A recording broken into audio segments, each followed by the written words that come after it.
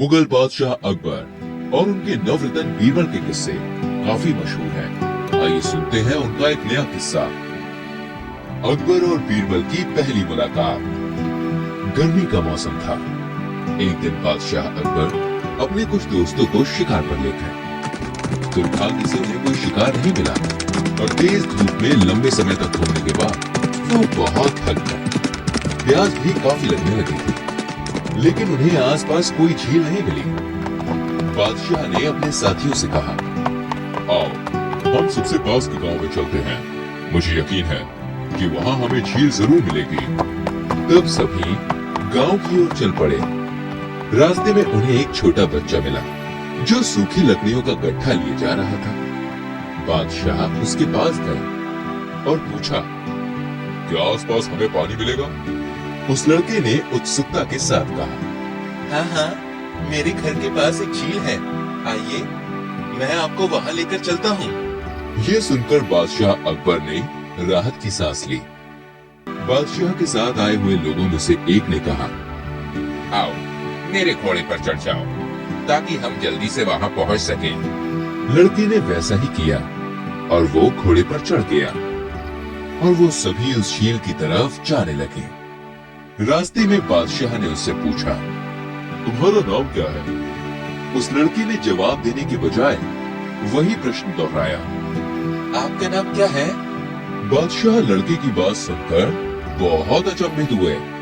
आज तक किसी की हिम्मत नहीं हुई थी उनसे ऐसे बात करने की। गुस्से में आकर उन्होंने पूछा, तुम जानते हो मैं कौन हूँ? इस पर उस बच्चे ने बादशाह से पूछा, क्या आप इस गांव के विद्वान ब्राह्मण को जानते हैं? बादशाह ने जवाब दिया, नहीं।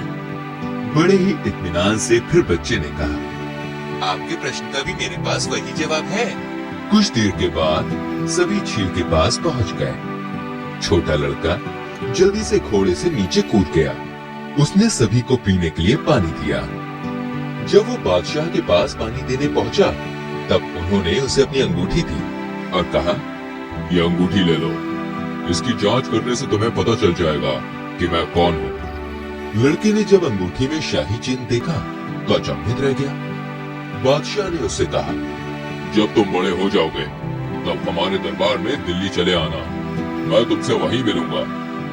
ये कहकर अकबर अपने दल के साथ रवाना हो गए। कुछ देर बाद जब वो निकल चुके थे, उस बच्चे को एहसास हुआ उसने तो अपना नाम बादशाह को बताया ही नहीं, इसलिए वो चिल्लाता हुआ उनके पीछे भागा। महेश दास, मेरा नाम महेश दास है। मगर बादशाह इतनी दूर निकल गए थे कि उसकी आवाज उन तक पहुंची ही नहीं।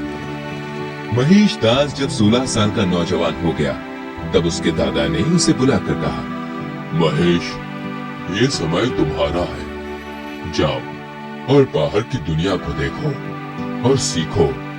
अपनी प्रतिभाओं को खोजो, अपना नाम बनाओ। कुछ ऐसा करो जिससे तुम्हारी माँ को तुम पर गर्व महसूस हो। महेश ने बादशाह अकबर द्वारा दिल्ली आने के आमंत्रण को याद किया और कहा, मैं बादशाह अकबर से मिलने दिल्ली जाऊंगा। सफर काफी लंबा था। बहुत दिनों तक यात्रा करने के बाद वो दिल्ली पहुंचा।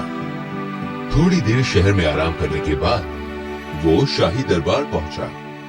बादशाह अपने सोने के सिंहासन पर बैठे हुए थे। उनके सामने दोनों तरफ राज दरबारी खड़े थे। महेश एक तरफ जाकर खड़ा हो गया। बादशाह अकबर ने अपने दरबारियों से एक प्रश्न पूछा, दुनिया में सबसे सुंदर फूल कौन सा है? एक ने कहा, गुलाब। दूसरे ने कहा, कमल। किसी और ने कहा, चमेली। सबके जवाब सुनकर महेश से चुप न रहा गया। सामने आकर उसने कहा, कपास का फूल सभी फूलों से सबसे अच्छा है। उसके कहे पर सब दरबारी हंसने लगे। सबने कहा, उसमें ना तो कोई रंग होता है और ना ही कोई सुगंध। कैसे कोई अपनी समझ से उसे सुंदर कह सकता है? बादशाह ने सबको चुप कराया और कहा, अच्छा जवान, तो क्या आप समझा सकते हो कि कपास के फूलों को सभी फूलों में सबसे अच्छा क्यों कहते हो? जी बिल्कुल हुजूर, मैं बता सकता हूँ।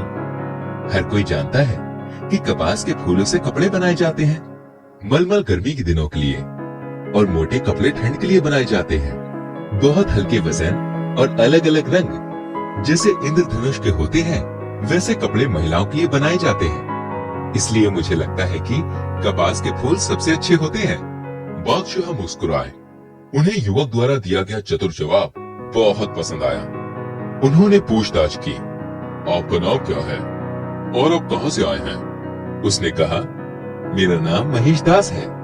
मैं झील के पास के गांव से हूँ, जहाँ आप एक बार आए थे। बादशाह को तुरंत सारा किस्सा याद आ गया। हाँ, अब याद आया। हमें खुशी है कि तुम यहाँ आए। आज से तुम हमारे दरबार में काम करोगे। और उसके बाद महेश दास अकबर के दरबार में राज दरबारी बन गए और अपनी हाजिर जवाबी, बुद्धिमानी और बहादुरी के कारण उन्होंने बहुत नाम कमाया। और वही महेश दास आगे चल के बीरबल के नाम से जाने गए।